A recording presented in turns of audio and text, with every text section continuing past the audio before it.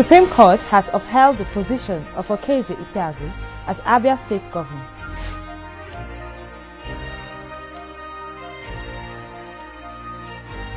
Court pronounces IGP constituted probe panel unconstitutional. Court transfers trial of INEC staff to Port Harcourt. Plus, Court fixed the 31st of May 2017 to commence hearing in the enforcement of fundamental human rights suit brought against the Nigerian police and 4 others by the Incorporated Trustees of the Peace Corps of Nigeria and its National Commandant, Ambassador Dixon Akon.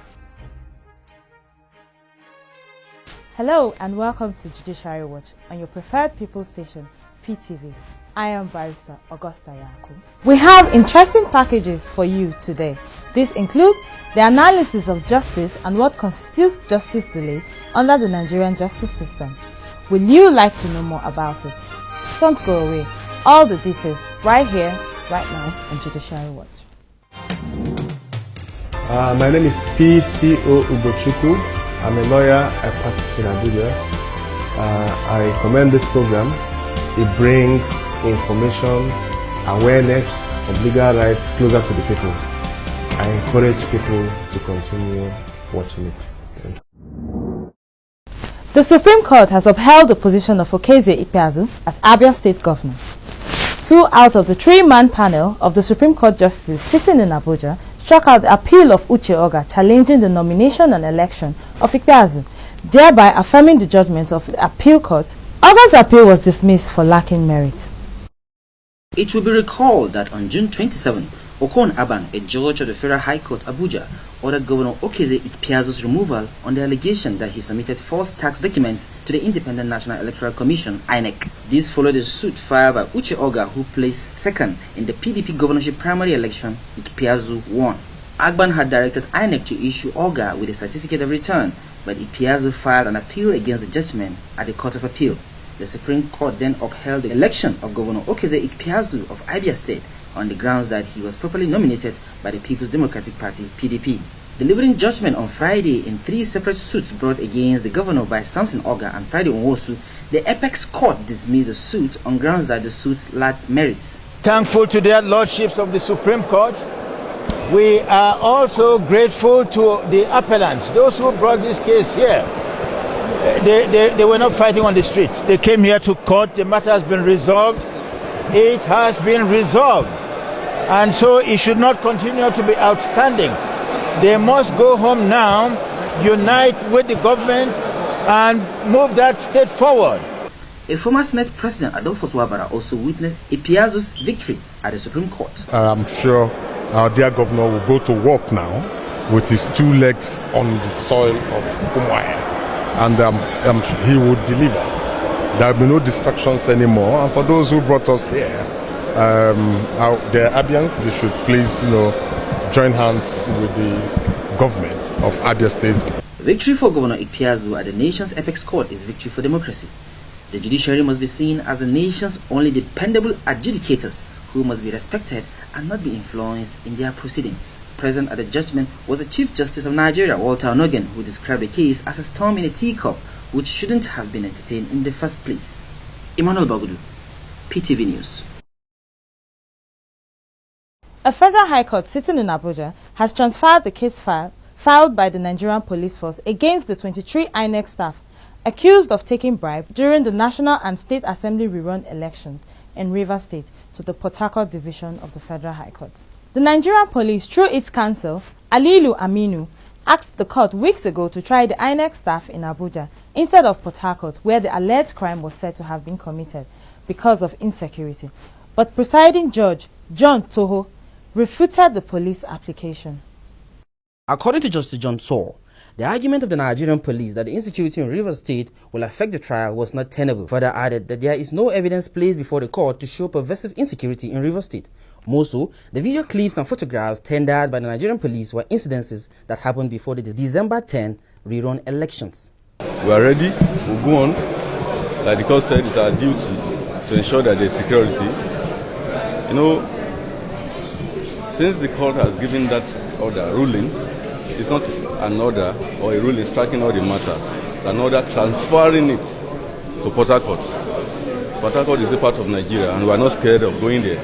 So we are ready. We'll proceed with the matter in Port Harcourt in due course. Justice John Saw also added in his ruling that the responsibility of providing security in any part of the country rests on the security operatives and not the court. So based on Section 22 of the Federal High Court Act, the case has been transferred to the Port Harcourt Division of the Federal High Court. His Lordship has upheld the position of the law, and we thank the court for doing the right thing, because if it has been otherwise, it will have been a dangerous precedent, which means without any justifiable reason, Mr. A may be alleged to have committed an offense in Yenogwa, and they will take him to Maiduguri for trial. Counsel to the 24 INEC staff had argued that their trial at the Federal High Court was in breach of the Constitution and the Criminal Justice Act, but the Nigerian police had insisted that there was insecurity in Rivers State which could interfere with the trial. Justice John Saw then ruled in line with Section 93, subsection 1 and 2 of the Administration of Criminal Justice and Section 45 of the Federal High Court, which says that the trial of a case shall take place where the offense was committed. Emmanuel Bagudu, PTV News. The Federal High Court sitting in Abuja has delivered a judgment which declared the probe panel that was constituted by the Inspector General of Police, Idris Ibrahim, unconstitutional. The police IG set up a probe panel to uncover those who masterminded other electoral malpractices during the rerun poll. This, however, did not go down well with the Rivers State Governor, Nyesom Wike, who filed a suit seeking to nullify the outcome of police investigation. The court, after a close scrutiny of the 1999 Constitution as amended, delivered its judgment on Tuesday. While delivering the judgment, which was made up of 206 pages, Justice Gabriel Kolawole made reference to Section 2, subsection 1, Section 215, subsection 5 of the 1999 Constitution as amended, which clearly stipulates the existence and functions of the Nigerian police as well as that of the executive and third tier of government, which is the local government. These provided a room and basis for granting relief number 1 filed by counsel to Nyesom Wike, Mike Ozokame, which states that the Nigerian police has no constitutional power to set up any probe panel in Rivers State. Ozokame, who expressed satisfaction with the judgment, described the judgment as pointing out genuine issues in the doctrine of separation of powers. It's a glorious day, a happy day, because the gravamen of our complaint was won by Governor Nyesom Wike as governor of Rivers State. And that is the fact that the special panel set up by the police, which also included members of the DSS, is an illegal body, unknown to law, and therefore unconstitutional. Ozokame added that it is good that the functions of the police and the state governors are clearly stated to avoid future rancor. This is Judiciary Watch. More judiciary news in just a moment.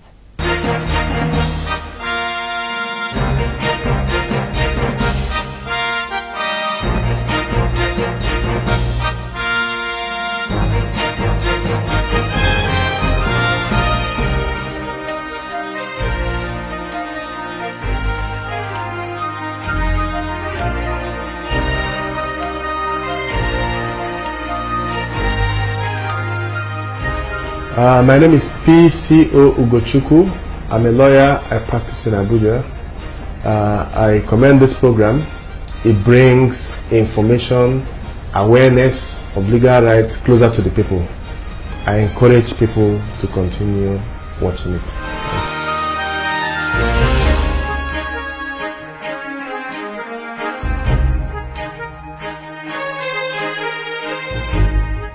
Welcome back. The Federal High Court, Abuja, has adjourned the ongoing trial of former Adamawa Governor Murtala Nyako to enable the prosecution serve the defense some documents until May 17, 2017. The documents in question are payment vouchers between 2008 to 2014, which the prosecution applied to tender in evidence through Adamu Digil, the 10th prosecution witness. While leading the witness in evidence, the prosecuting counsel, Rotimi Jacobs, sought to tender the vouchers as exhibits, but the defense team objected on the grounds that they needed time to study the documents. Counsel to Nyako, Kanu Agabi, said that the documents were too voluminous and it would only be in the interest of justice to allow the defense counsel to peruse the documents before tendering them. The judge, Justice Okon Abang, adjourned the matter on May 17, 2017 to enable the prosecution serve the defense and for the continuation of trial. Trial of former Group Managing Director of Nigeria National Petroleum Corporation, Andrew Yakubu, over alleged money laundering resumed on Tuesday at the Federal High Court sitting in Abuja, with the cross-examination of witnesses brought by Prosecution Counsel. Yakubu is facing a 6-count charge bordering on money laundering among others after a staggering sum of $9,772,800 United States dollars and another sum of 74,000 pounds sterling cash hidden in a fireproof safe in his home in Kaduna. We are equally ready, so I open with my witness today. That is the investigating officers, and he did very excellently well, and the court is impressed with us. Our complaint is that under the section 379 of the ACJA, the list of exhibits, a summary of what the witnesses are coming to say should be furnished to the defense so that they can prepare for the case. Unfortunately, the prosecution did not do this. But because we don't want to frustrate the trial, we allowed it to go on, and then with the hope that the prosecution will have furnished us before the next adjourned date all these requirements, i.e. list of exhibits, summary of what each and every witness is coming to say, so that the accused person or the defendant can be in a proper position to prepare for the case as enjoined by the Constitution. A 42-year-old man, Nnamdi Bernard, was on Tuesday arraigned in the Gudu Upper Area Court, Abuja, for allegedly collecting 3 million naira from one Idoko Chinedu in the guise of supplying him with gold and diamonds. Bernard of Tuda Lugbe, Abuja, docked on charges bordering on criminal conspiracy and criminal breach of trust, denied committing the offences. Judge Umar Kagarko granted the defendant bail in the sum of 3.4 million naira and one surety in like sum and adjourned the case until June 23, 2017 for hearing. Prosecutor Joshua Ayana had told the court that Chinedu of Life Camp, Abuja, reported the matter to the FCT Police Command on April 19, stressing that the defendant and 2 others now at large conspired and deceived the complainant that they would supply him gold and diamonds. He further said that the defendant fraudulently collected 3,030,000 naira from the defendant and failed to deliver the said products. The prosecutor said that when the complainant demanded for his money, the defendant threatened to kill him. The offences contravened Section 97 and 312 of the Penal Code. Let's take another break. When we return, court frees Peace Corps Commandant, including analysis with a legal practitioner, Barrister Philip UGOCHUKWU. Don't go away.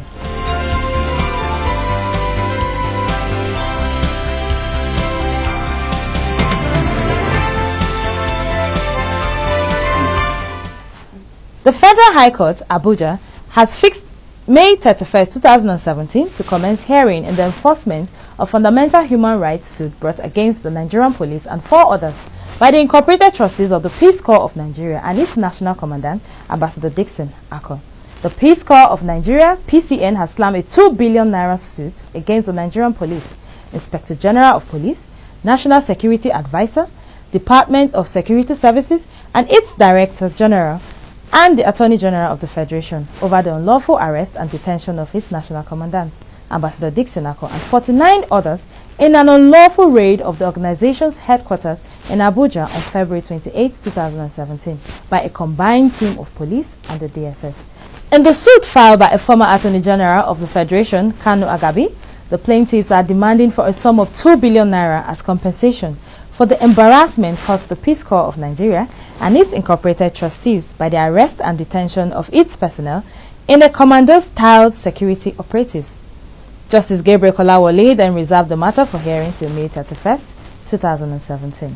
The court adjourned to enable the counsel to the third to the sixth defendant to regularize their application. What that means is that they filed a counter to the application, but they didn't file what is called extension of time to regularize the application.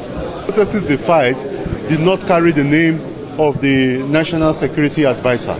So the court advised that they file a fresh process to incorporate the Office of the National Security Advisor and accordingly adjourn the matter to the 31st day of May for argument on our originating process. Welcome back. It is now time for our discussion on justice and what constitutes justice delay. Before the discussion, this is what some legal practitioners have to say about it. The justice delay is not on the government, it's not on the judiciary, as far as I'm concerned. Justice delay is based on the incapacitations of the two arms of government. The government itself, the presidency and the legislature. If you regard it, even the judiciary are not doing well because of lack of funds. You see, at the lower bench, when we talk about the lower bench, not court like the high court and other places where the other higher benches. You see, when you come to the lower court are suffering because they are not being funded. It is a popular say in law that justice delayed, justice denied. And in all entailment of the law, especially in criminal justice system, somebody who is accused of an offense, there's an apprehension he wants to get justice. And that is the rationale behind such a principle.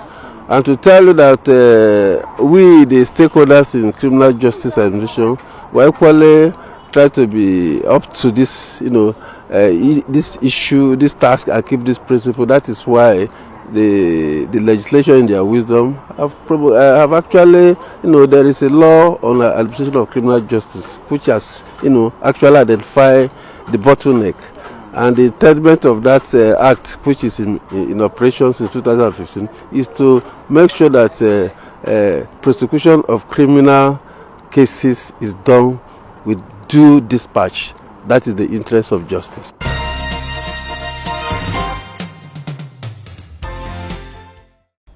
We're here at Alpha Law Chambers to meet with Barrister P.C. UGOCHUKWU, who will give us a better understanding of what justice is and what constitutes delay of justice. Hello, sir. Hi. It's an honor to have you on this segment. An honor to be here too. Okay, so let's start with the word justice. We've had the use of the word justice in every human relation in our society. Some people use the phrases like, we want justice, justice must be done, our God is a just God. But today we want to get it from a legal perspective. What is justice? Justice flows from the word just, which put simply means fairness. What is fair? In every given situation, what is fair? Where there is a wrong, what is fair? Where there is a breach, what is fair? So it's all about fairness. That's what justice means. Okay. All right.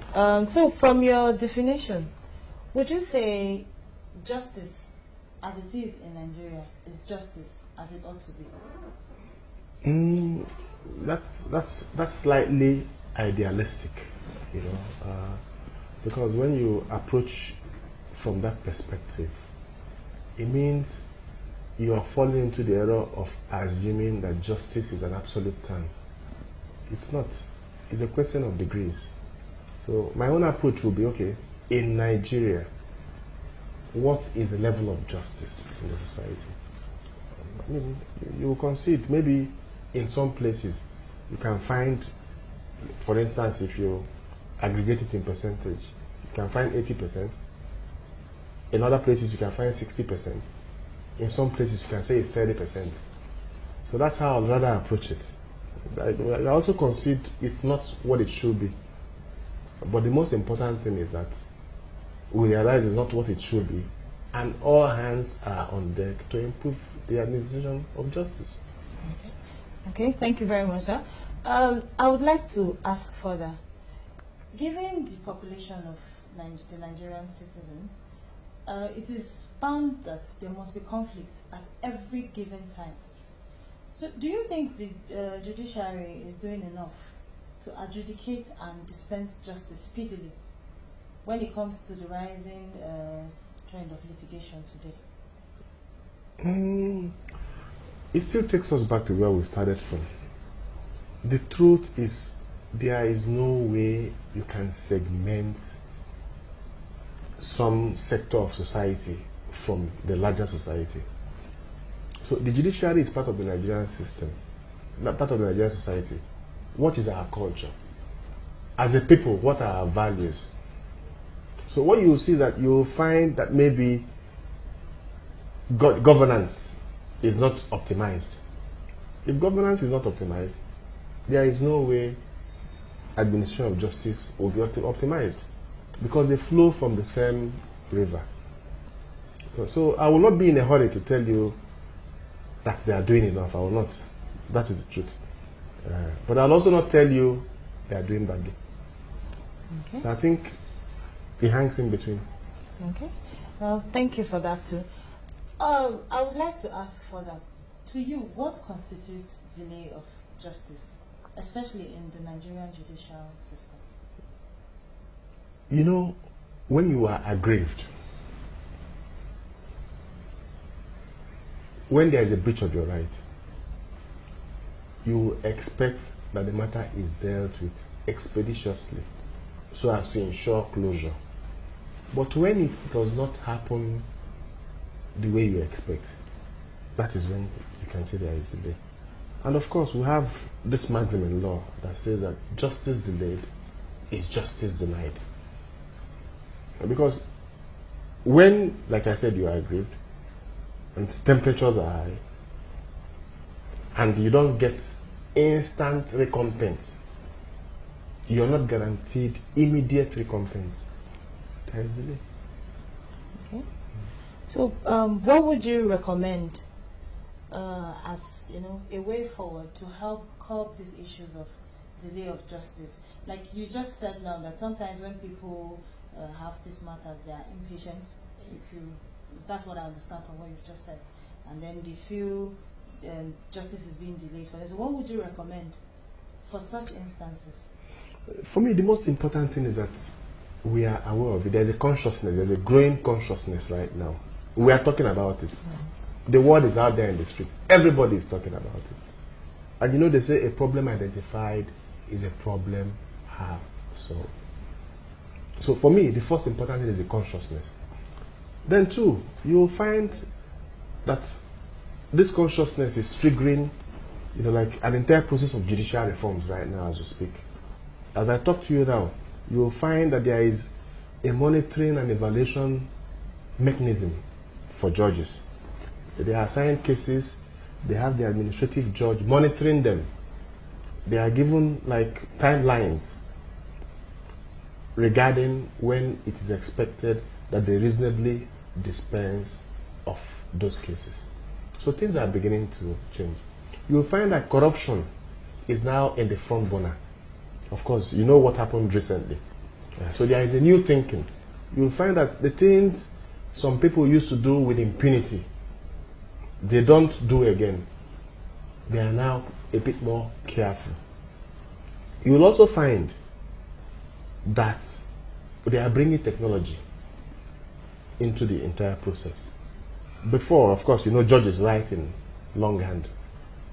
But now there are ideas regarding how these things can be, like digitized. You will find that you go to a court now. Before you go to a court, you will find a judge and perhaps a court clerk. But now you will find that every judge has more like a technical assistant who is a lawyer. So we're on the right path, and I know as these things progress, it will progress too. Okay, thank you very much. Yeah. Lastly, but not the least question, I would like to ask, if you compare the Nigerian judicial system, most especially in its ability to adjudicate and dispense with justice speedily, if you compare it with foreign jurisdiction, how would you rate the Nigerian judicial system? When you say foreign jurisdiction, of course, Ghana is a foreign jurisdiction. Yes. Benin Republic is a foreign jurisdiction. Yes. But the thing is, this is my opinion. You will find that the more developed a country is, the more developed its judicial system is. For instance, in jurisdictions like the United Kingdom, like the United States, like France, you will find that the welfare of judges is a subject matter that is taken with utmost seriousness. But yeah, I mean, I can't speak for, I'm not holding brief for judges. It's for you to sit down and compare how much a judge in the UK earns, how much a judge in Nigeria earns. These things, you know, they go to the root of the matter. When you have someone who you expect to dispense justice without fear or favor, the least you can do is to make the person comfortable. So he doesn't have to look outside to satisfy his immediate family commitments.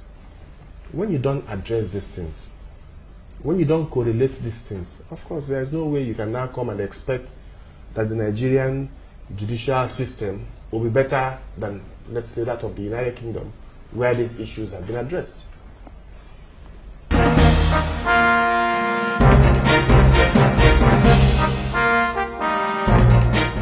This is all we have for you this evening on Judiciary Watch.